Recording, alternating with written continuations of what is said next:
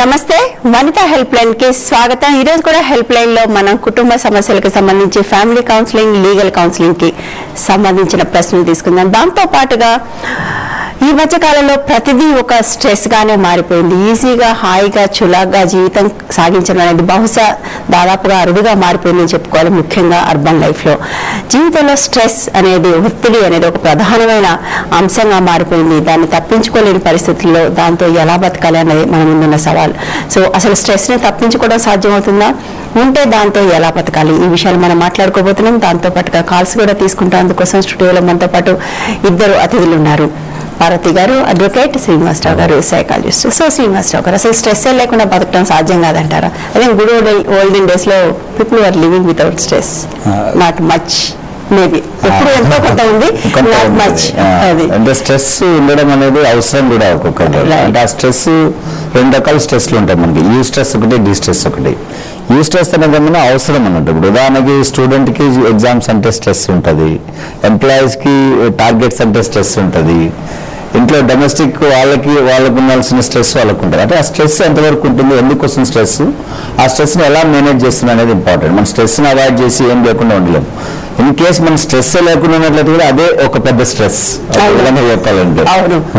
అందుకే ఈ స్ట్రెస్సెస్ లోనే మనకి రెండు, మెంటల్ స్ట్రెస్ ఒకటి ఉంటుంది, ఫిజికల్ స్ట్రెస్ కూడా ఒకటి ఉంటుంది. ప్రధానంగా ఏంటంటే mental stress is more important and where we need to focus అన్నట్టు. ఫిజికల్ స్ట్రెస్ ఒక రాత్రి నిద్ర మనకు ఎట్లయితే మనం బ్రష్ చేసుకొని టీత్ ని ఎట్లా మనం ఫ్రెష్ పెట్టుకుంటే అట్లా మెంటల్ కూడా ఆ బ్రషింగ్ అనేది ఒక రివైవింగ్ అనేది ఉన్నట్లయితే మనం can have healthy life style అన్నట్టు. That's what. ఆ స్ట్రెస్ కి మెయిన్ కారణాలు ఏంటంటే మన ఎక్స్పెక్టేషన్స్ కి ప్లస్ మన జాబ్ ఎన్వైరన్మెంట్ లో ఉన్నటువంటి టార్గెట్స్ కి, ఈ రెండింటికి మధ్య ఉన్నటువంటి ఆ గ్యాప్ స్ట్రెస్ క్రియేట్ చేస్తుంటది. దాంట్లో ఏంటంటే దానికి పాసిబుల్ సొల్యూషన్స్ ఏంటనేది మనం ఎక్కువ ఆలోచన చేసినట్లయితే we can come out of the stress అన్నట్టు. సొల్యూషన్ కంటే కూడా ప్రాబ్లం పైన ఎక్కువ ఫోకస్ చేసినట్లయితే ఎక్కువ స్ట్రెస్ వచ్చేదానికి అవకాశం అనేది ఉంటుంది. దీంట్లో కూడా ఏంటంటే మనకి ఒక్కొక్కసారి మనకి పాస్ట్ లో ఉన్నటువంటివి అన్ని కూడా మన స్ట్రెస్ లో ఉన్నప్పుడు ఏమవుతుందంటే ఎక్కువ నెగిటివ్స్ మన మైండ్కి వస్తూ ఉంటాయి. అందుకే మనం ఇంకో విధంగా చెప్పాలంటే ఒక worry will lead to stress అన్నట్టు. Worry is something like repetition of negative thoughts leads to worry అన్నట్టు. ఈ మన బ్యాక్గ్రౌండ్ లో ఎప్పుడైతే మనం స్ట్రెస్ లో ఉంటామో అప్పుడు గుడ్ థాట్స్ కంటే లేదా పాజిటివ్ థాట్స్ కంటే నెగిటివ్ థాట్స్ వస్తుంటాయి. అందుకే జనరల్ గా స్ట్రెస్ తో బాధపడే వాళ్ళకి వీ గివ్ సమ్ యాక్టివిటీస్ అన్నట్టు. The number one activity is that every day while morning నుంచి ఈవినింగ్ వరకు any 3 good things what they have done they need to mention అన్నట్టు. అంటే మన లైఫ్లోనే positive, negative, good, bad will happen because we are all human beings. ఎప్పుడైతే వాళ్ళు 3 positive things వాళ్ళు add చేస్తూ పోతారో they will come that they will be able to be good అన్నట్టు. సెకండ్ థింగ్ వచ్చేసి ఎన్వైరన్మెంట్. ఎన్వైరన్మెంట్లో ఉన్నటువంటి వాళ్ళు కూడా స్ట్రెస్ క్రియేటర్స్ ఉంటారు, స్ట్రెస్ బస్టర్స్ ఉంటారు. అంటే మనకేంటంటే ఒక్కొక్కసారి మన అజంప్షన్స్ తోన we create our own stress. వాళ్ళు ఈ విధంగా అనుకుంటారో, వాళ్ళు ఆ విధంగా అనుకుంటున్నారు. And what is the fact and what is the feeling అనేది కూడా మనం రెండింటికి డిఫరెన్స్ తెలుసుకోగలిగితే బాగుంటుంది అన్నట్టు. ఇంకొక స్ట్రెస్ ఏముంటుందంటే ఇది ఫినాన్షియల్ స్ట్రెస్ కూడా ఉంటుంది. ఫినాన్షియల్గా మనకి ఉన్నటువంటి ఇన్కమ్కి తర్వాత ఎక్స్పెండిచర్కి మధ్య plus we are not able to plan effectively కూడా స్ట్రెస్ ఉంటుంది. తర్వాత అకాడమిక్ కెరీర్ స్ట్రెస్ అనేది కూడా ఉంటుంది.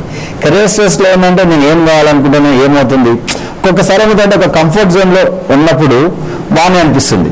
ఆ కంఫర్ట్ జోన్ వెళ్ళిన తర్వాత ఇంతవరకు నేను చేసింది ఇంతేనా, నాకు ఇంకా there is lot of capability in me, why don't I go ahead, అది ఆ కంఫర్ట్ జోన్లో నుంచి ఎందుకు నేను బయటకు రాలేకపోతున్నాను. ఈ ఛాలెంజెస్ అన్నీ వచ్చినప్పుడు ఒకసారి థాట్స్ అన్నీ కూడా పదే వస్తుంటాయి. నా కెపాసిటీకి మించి నేను చేయట్లేదేమో, నేను ఒక దగ్గర స్టాగ్నేట్ అయిపోయినానేమో, still there is lot many things. ఇవన్నీ కూడా మనం ఎప్పుడైతే రాసుకుంటామో, ప్లాన్ చేసుకుంటామో, అప్పుడు ఎఫెక్టివ్గా మనం కంఫర్ట్ జోన్ నుంచి బయటకు వచ్చినప్పుడు మన యొక్క సత్తా అనేది తెలుస్తుంది. దానికోసం we have to test the new waters.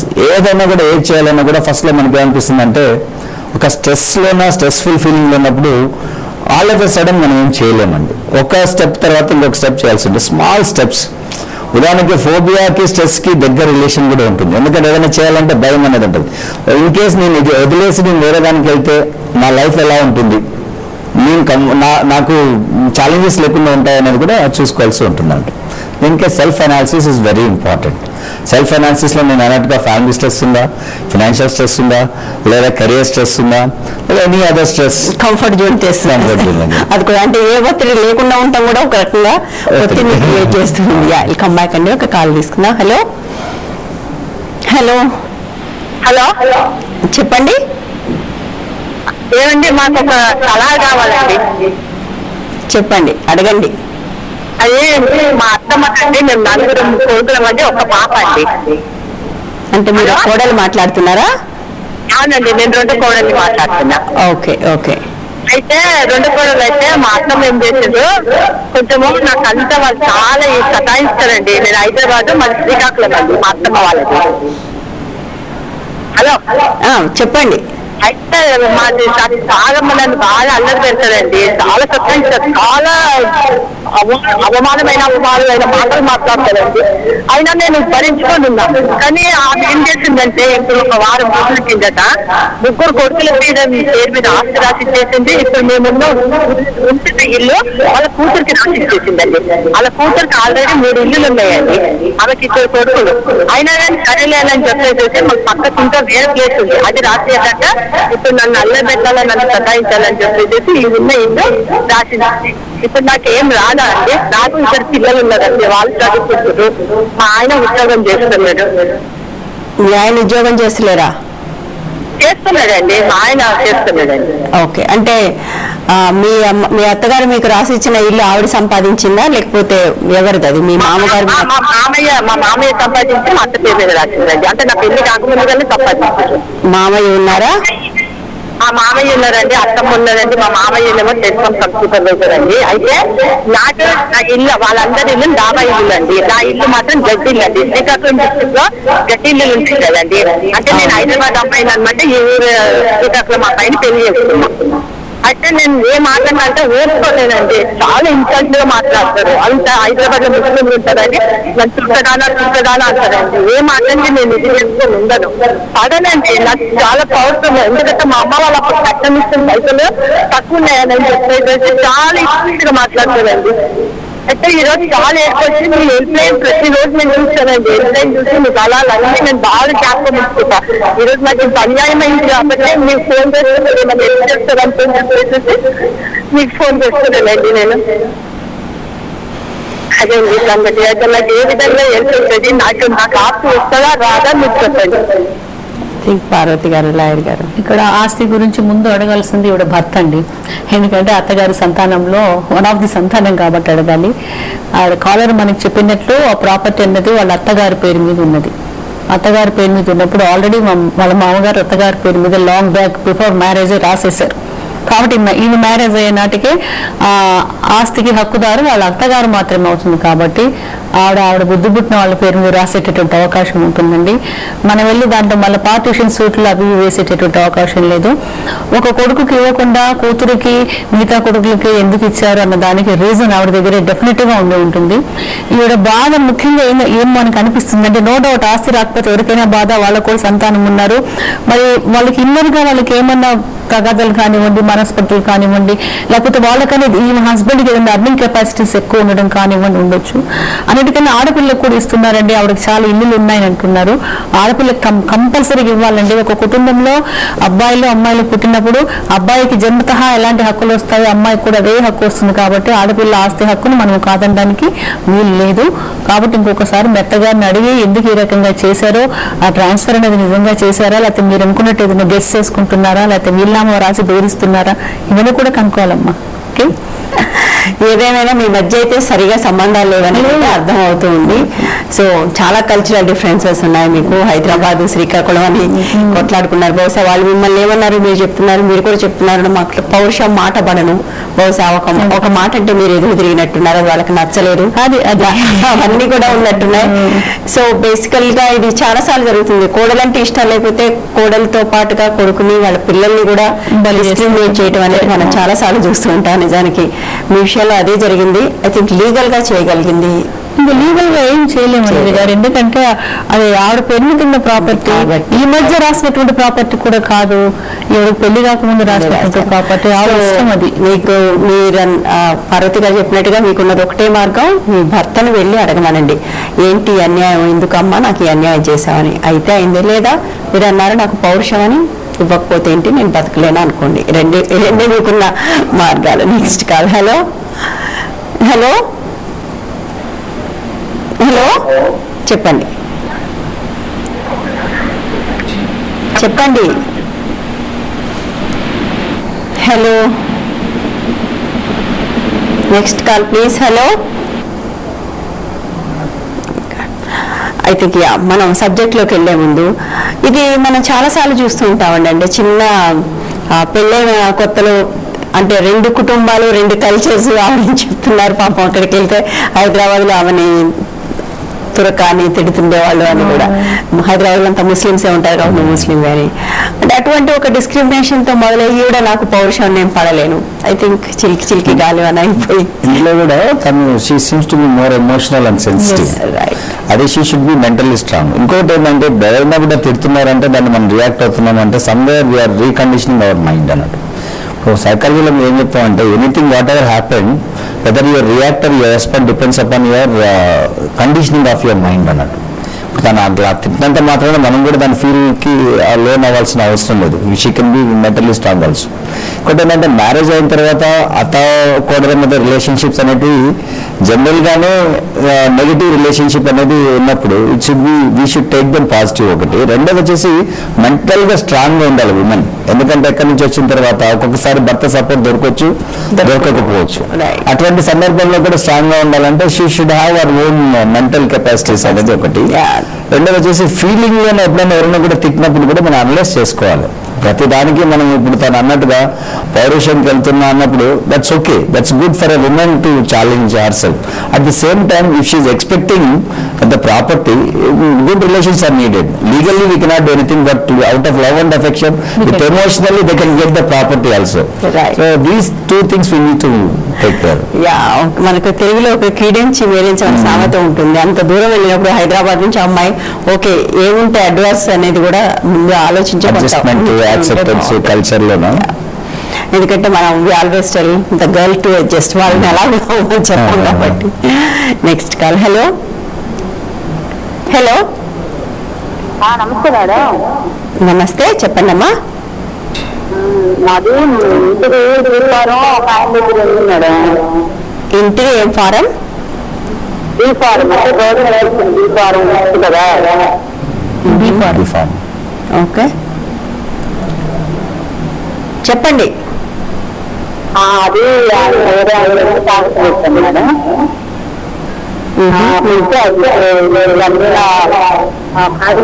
రావడం ఇది నాది, నాది అని అంటున్నాడు మేడం. అంటే మీ గవర్నమెంట్ ఇచ్చిందమ్మా ఇల్లు? అవునండి. ఓకే. సో అంటున్నారు ఎందుకు అంటే చాలా కాలం అయింది, అప్పు ఏమైనా తీసుకున్నారా తనఖా పెట్టి? అప్పు తీసుకున్నాను మేడం. అప్పు తీర్చలేరు?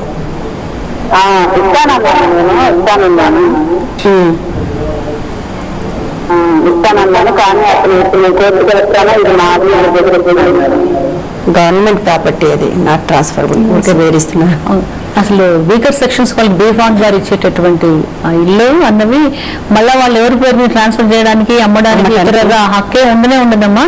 చాలా మంది తెలియక ఇవన్నీ కూడా తాకట్టు పెట్టేసేసి తనఖా పెట్టేసేసి డబ్బులు తెచ్చుకుంటున్నారు. కాబట్టి లీగల్గా అయితే మిమ్మల్ని ఏమి చేసేటటువంటి ఇది లేదు. కాకపోతే ఇంకా దౌర్జన్యంగా ఏదైనా ఇంట్లో చేరేటటువంటి అవకాశం ఉంటుంది. కాబట్టి మీరు డబ్బులు తీసుకున్నారని చెప్తున్నారు కాబట్టి నెమ్మదిగా తీర్చుకునేటటువంటి ఏర్పాట్లు చేసుకోండి. లేకుంటే రాజీ మార్గంలో ఎంతో కొంత తగ్గించేలాగా కొంచెం తగ్గించే వడ్డీ అవన్నీ ఉంటాయి కదండి, అవి తగ్గించి ఇన్స్టాల్మెంట్స్ మీద ఇస్తానని చెప్పేసి ఒక ఒప్పందం చేసుకోండి. కోర్టుకు వెళ్తే మాత్రం ఆవిడకైతే ఏమీ రాదండి. కోర్టుకు వెళ్తే యాక్చువల్గా ఇదైతే రాదు. అది అసలు కేసు ఎంటర్టైన్ చేయండి. బీఫామ్ తీసుకుని దాన్ని ఎట్లా ఆవిడ ఈ ఇల్లు నాది అంటుందని దానికి వీల్లేదన్నమాట. వీల్లేదు. ఓకే, సో లీగల్ గా అయితే అతను ఏం చేయలేరు. మీరు అన్నట్టుగా దౌర్జన్యంగా ఏమైనా చేయొచ్చు. హలో, నమస్తే అండి. నమస్తే మేడం, మా హస్బెండ్ గవర్నమెంట్ ఎంప్లాయ్ మేడం. అయితే కోర్టులో మేము మెయింటెనెన్స్ చేసి చేస్తాం మేడం. అసలు ఆర్టీఆర్కి కూడా కాల్సిన పెట్టాము. అతనికి 1,70,000 శాలరీ వస్తుంది. ఆ కాగితాలన్నీ కోర్టులో ప్రొడ్యూస్ చేస్తాం. అయితే ఫాస్ట్ మెయింటెనెన్స్ కింద 125 కింద వేసాం అది. ఇంటి ముందు తీసుకొని నేను బాబు ఉన్నాం. 4 years నుంచి ఇద్దరు దూరంగా ఉన్నాం మా ఆయన మేడం. అయితే మాట్లాడమే తీసుకొచ్చి ఇప్పుడు వేసాం మేడం. వేస్తే కోర్టులో వచ్చి నాకు బాబుతో కలిసి 10,000 మెయింటెనెన్స్ చెప్పి గట్టిగా రాశారు మేడం.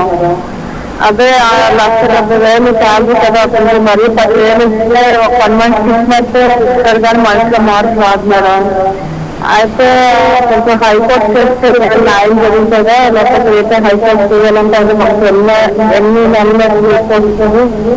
అమ్మా మీది కేసు అయిపోయిందా? ఇంటర్వ్యూ ఆర్డరా మీకు వచ్చింది? 10,000 అనేది ఇంటర్వ్యూ ఆర్డరా? ఇంకా కేసు నడుస్తుందా? Interview order madam, interview order madam. అంటే కేసు తేలే లోపల మీరు ఇంటర్వ్యూ ఆర్డర్ కూడా పెంచుకోవాలనుకుంటున్నారు దీన్ని కూడా? అవును మేడం. అదే హైకోర్టు చేస్తే కొంచెం అమౌంట్ అయితే మంచిగా శాంక్షన్ చేస్తారా లేదా అనేది ఒక డౌట్ మేడం. ఒకరు చేస్తారంటే మనకి ఎన్ని నెలలు అంటే మనకి విశాఖపట్నం, ఒకవేళ హైదరాబాద్ కదా మేడం, అంటే చేస్తారు అప్ అండ్ డౌన్ చేయాలా లేదా అనేది అసలు ఐడియా లేదు. ఇంటీరియర్ మెయింటెనెన్స్ మనం అనేక సందర్భాల్లో చర్చించుకున్నాం వనిత గారు. లక్షలు జీతాలు వచ్చినప్పటికి కూడా మరి కోర్టు వాళ్ళు ఎందుకో 10,000, 15,000, మహా అయితే 20,000 అట్లా ఇస్తున్నారు తప్ప మరి అతని శాలరీ అన్నదాన్ని ఇంత వస్తుంది కదా, హోమ్ టేకింగ్ అమౌంట్ అన్నది గురించి మరి ఎందుకో పరిగణలోకి తీసుకోవడం చాలా సందర్భాల్లో జరగడం లేదనమాట. ఎనీహో ఈ కాలర్కి 10,000 మాత్రమే మెయింటెనెన్స్ వచ్చింది అంటున్నారు. ఇంటీరియర్ మెయింటెనెన్స్, ఆ ఇంటీరియర్ మెయింటెనెన్స్ క్వశ్చన్ చేయాలంటే హైకోర్టును ఆశ్రయించి రివిజన్ పిటిషన్ ఒకటి వేసుకునేటటువంటి అవకాశం ఉంటుంది. వేసుకున్నప్పుడు అక్కడ మీకు పెంచే అవకాశం 100% ఉంటుందండి. ఈ లోపల ఇంటీరియర్ మెయింటెనెన్స్ కట్టండి అని కూడా ఆర్డర్ ఇస్తారన్నమాట. డిపాజిట్ చేయండి కోర్టులు అని చెప్పేసి ఆర్డర్ ఇస్తారు. కాకపోతే అమ్మా టైం అడిగారు కాబట్టి టైం మేము చెప్పలేమండి, ఎంత కాలంలో డిస్పోజ్ అవుతుంది మీ కేసు అని. సంవత్సరం పట్టొచ్చు, 2 సంవత్సరాలు పట్టొచ్చు. మీరు కేసు వేయగానే వెంటనే అడ్మిషన్కి వస్తుంది, ఏదో ఒక ఆర్డర్ అయితే మీకు వస్తుంది. మళ్ళీ దాన్ని హియరింగ్ రావాలంటే అదర్ సైడ్కి నోటీసులు పోవాలి, మళ్ళీ ఆయన కోర్టుకు రావాలి, కౌంటర్ వేయాలి, అప్పుడు మాత్రమే ఆర్గ్యుమెంట్స్ జరిగే అవకాశం ఉంటుంది. కాబట్టి 1 year మినిమం అని చెప్పేసి అనుకొని మీరు కేసు ప్రొసీడ్ అవ్వండి అవదలుచుకుంటే. లేదా ఇప్పుడు ఇంటీరియర్ మెయింటెనెన్స్ ఒప్పుకొని ఈ ఇంటీరియర్ మెయింటెనెన్స్ 10,000 ఇస్తున్నారని మెయిన్ మెయింటెనెన్స్ 10,000 ఇవ్వడానికి కూడా లేదండి. అంతేకాదు పెంచే అవకాశం కూడా ఉంటుంది మెయిన్ కేసు డిస్పోజ్ అయిన తర్వాత. అక్కడ దాకా ఆగి ఈ లోపల 10,000 క్లెయిమ్ చేసుకుని ఒకేసారి కోర్టును ఆశ్రయిస్తే కూడా బాగుంటుంది. అది మీ ఆప్షన్ అమ్మా. ఎందుకంటే మీరు ఇంటీరియర్ మెయింటెనెన్స్ గురించి పోరాడితే అక్కడ మెయిన్ కేసు ఆగిపోతుంది కొంతకాలం మీరు తేలేంత వరకు. యాక్చువల్గా ఇంటీరియర్ మీద కేసు వేస్తే దీనికోసం మెయిన్ కేసు ఆగిపోయే అవకాశం ఉంటుంది. ఫర్దర్ ప్రొసీడింగ్స్ అంటారు. రైట్. అట్లాంటప్పుడు ఇంకొకటి అదేమైనా ఎఫెక్ట్ అయ్యే అవకాశం కూడా ఉంటుందా? ఏం ఎఫెక్ట్ అవుతుంది, ఎందుకంటే ఇప్పుడు దీంట్లో ఎటు హైకోర్టు మనకి వేసినప్పుడు హైకోర్టు ఏదో ఒక స్టే ఆర్డర్స్ ఇస్తూ దాన్ని నోటీసులు అదే సైడ్కి ఆర్డర్ చేసినప్పుడు ఈవిడకి వచ్చేటటువంటి ఇంటీరియర్ మెయింటెనెన్స్ కట్టంగానే ఇస్తున్నారండి. అదర్వైజ్ సగం ఇంటీరియర్ మెయింటెనెన్స్ అని డిపాజిట్ చేయండి అని అంటున్నారన్నమాట. అంటే ఇంటీరియర్ మెయింటెనెన్స్ కట్టకపోతే ఇక్కడ నేనేం అడుగుతున్నానంటే ఓకే మీకు అర్థమై ఉంటుంది నేనేం అడుగుతున్నాను అంటే ఒక కేసు ఇప్పుడు ఒక లోయర్ కోర్టులో కేసు ఉన్నప్పుడు ఆ జడ్జి ఇచ్చిన ఒక ఆర్డర్ మీద అది ఇంకా కేసు నడుస్తూ ఉండగానే పై కోర్టుకు పోతే ఈ కేసు ఎఫెక్ట్ అవదా?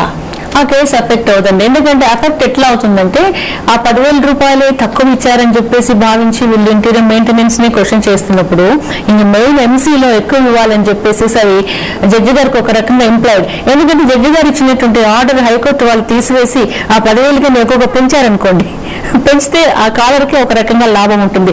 హైకోర్టు వాళ్ళే ఈ కేసును ఇంటీరియర్ మెయింటెనెన్స్ ఇంత ఇవ్వండి అని అన్నప్పుడు ఇంకా మెయిన్ మెయింటెనెన్స్ కూడా లిబరల్ గా ఉండాలని చెప్పేసి ఇండైరెక్ట్ గా మనము ఆదేశం అని చెప్పేసి అనుకోవాలనుకోవచ్చు. Okay right. ఐ థింక్ ఇందులో కొన్ని ఇంప్లికసీస్ ఉన్నాయి. నిజంగా ఉంటుందా అలాగే జరుగుతుందని మనకు నిజంగా తెలియదు. Going back to the original subject అండి, స్ట్రెస్ అండ్ స్ట్రెస్ బస్టర్స్ గురించి మాట్లాడారు మీరు ఇంతకుముందు. స్ట్రెస్ గురించి మాట్లాడుతూ దాంతో పాటుగా స్ట్రెస్ క్రియేటర్స్ తో పాటుగా స్ట్రెస్ బస్టర్స్ వాటి గురించి చెప్తారా?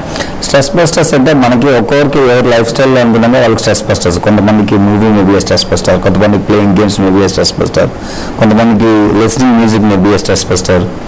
జనరల్గా ఏంటంటే ఇప్పుడు యోగా, మెడిటేషన్ ఇవన్నీ కూడా we can take them by stress busters. అంటే మనకి ఏ స్ట్రెస్ బస్టర్ అనేది మనం ఐడెంటిఫై చేసుకోగలం. ఈ స్ట్రెస్ తట్టుకోలేక నెగిటివ్ స్ట్రెస్ బస్టర్స్ ని అప్రోచ్ అయ్యే ఛాన్సెస్ కూడా. కాబట్టి we should be very careful when we talk about the stress busters. But actually lot of people చాలా మంది కూడా స్ట్రెస్ అని మీరు అన్నట్టుగా ఇటువంటి ఆల్కహాల్ లాంటి వాటి కూడా వెళ్తూ ఉంటారు కదా, ఎందుకు అంటే వై డూ థింక్? అంటే ఇప్పుడు ఏమవుతుందంటే ఎక్కువ ఫ్రెండ్ సర్కిల్ ఉంటుంది. ఫ్రెండ్ సర్కిల్ వాళ్ళకి సైకలాజికల్ అవేర్నెస్ అనేది ఏముండదు. పక్కన చూసిన తర్వాత ఏమవుతుంది, బ్రేకప్ అయినా మేకప్ అయినా కూడా మనకి పార్టీ చేసుకుంటే మనం రిలాక్స్ అవ్వచ్చు అనే ఒక ట్రెండ్ అనేది ఈరోజు క్రియేట్ చేసినారు. దాంతో ఏమవుతుందంటే నాట్ ఓన్లీ డ్రింకింగ్, లిక్కరే కాదు, ఇప్పుడు స్మోకింగ్ కావచ్చు, డ్రగ్స్ కావచ్చు, ఈ పోర్నోగ్రఫీ కావచ్చు, ఇవన్నీ కూడా అడిక్షన్స్ కి ప్రధాన కారణం. ఈ స్ట్రెస్ నుంచి బయటికి రాలేక అదే స్ట్రెస్ రిలీవర్ అనేసి వాళ్ళ లైఫ్ కూడా అడిక్ట్ అయ్యి వాళ్ళ ఫ్యామిలీస్ కూడా స్పాయిల్ చేసుకున్నటువంటి క్రమం. అందుకే addiction is the biggest stress, right? Biggest stress. ఆ అడిక్షన్కి వెళ్ళిన తర్వాత ఇక take long time to come out. ఇంకొకటి ఏంటంటే మెంటల్గా ఏమన్నా కూడా మనకి డిజార్డర్స్ వచ్చినప్పుడు to recover it will take long time. We cannot expect to immediate గా మనకి రిలీవ్ అవుతామని కూడా చెప్పలేము. అందుకే వీళ్ళు ఏం చేస్తారంటే ఇది ఈజీగా ఉంది అనే దానికి నెగిటివ్ అడిక్షన్స్కి వెళ్ళే ఛాన్సెస్ ఎక్కువ ఉంటాయి. కాబట్టి స్ట్రెస్ బస్టర్స్ వాళ్ళకి పాజిటివ్ స్ట్రెస్ బస్టర్స్ ఏవి అనేటివి వాళ్ళు ఐడెంటిఫై చేసుకోగలిగితేనే బెటర్. అంతా కూడా ఏంటంటే ఫ్రెండ్స్ మనకు ఒక మంచి గైడ్ అనేటోళ్ళు ఇప్పుడు మనం అప్రోచ్ అయినప్పుడు ఏమంటారంటే మనకి we have good friends, bad friends. Bad friend దగ్గరికి వెళ్ళి మనం అప్రోచ్ అయితే వాడు ఖచ్చితంగా లిక్కర్ మేబీ స్ట్రెస్ బస్టర్ అని చెప్తాడు. గుడ్ ఫ్రెండ్ అయితే ఈమె suggest other one. And psychological awareness కోసం సైకాలజిస్ట్ వెళ్ళినప్పుడు they will try to guide them in a better manner. They need to identify. And ఇంకొకటి ఏంటంటే మెయిన్గా మనకి స్ట్రెస్ నుంచి బయటకు రావాలంటే writing diary is the best one. ఎందుకంటే when you write a diary you know about yourself. Every day night before going to bed, if you know that what is the incident that has happened, ఆ incident నుంచి నీ reaction ఉంది, positive reaction, negative reaction. Positive reaction అంటే what you learn from that, negative reaction అంటే what you are not suppose to do next time. ఇవన్నీ చేసినప్పుడు మనకి ఏమవుతుందంటే ఒక్కొక్కసారి attitude of gratitude is also very important. ఈ లెవెల్లో నేను ఎవరైనా కూడా నాకు హెల్ప్ చేసినప్పుడు, ఆ స్ట్రెస్ నుంచి బయటకు వచ్చినప్పుడు కానీ ఆ గైడెన్స్ ఇచ్చినటువంటి వాళ్ళకి నేను ఏం చేయగలను, నేను how I can help, it's give and take. ఇవి ఎప్పుడైతే ప్రాక్టీస్ చేస్తామో న్యాచురల్గానే people will like us and we will like our self. So first thing is that analysing our self, scanning our self, knowing that what is best for us, and it should be done every day. As I told in the beginning, brushing teeth ఎంత ఇంపార్టెంటో అట్లా మైండ్ని కూడా every day మనం analyse చేసుకోవాలి. ఈరోజు మనం what are my learning from that, why did I get this stress, what is the solution for this stress. For every solution there is for every problem there is a solution. రాయటమే మర్చిపోయిన generation మీరు diary రాయమని చెప్తూ ఉన్నారు. Let's hope people will pick it up. Thank you so much Srinivasa garu. Thank you so much Parvathi garu. ఇది వాటి help line. రేపు మరో అంశంతో మళ్ళీ కలుద్దాం. Stay tune to Vanitha TV. సమస్యల్లో ఉన్న మహిళలు సంప్రదించాల్సిన చిరునామా Vanitha help line, care of Vanitha TV, Rachana television private limited, plot number 564-A-19-3, road number 92, Jubilee Hills, Hyderabad 500033. మా ఇమెయిల్ ఐడి vanithahelpline@gmail.com కు మెయిల్ చేయగలరు.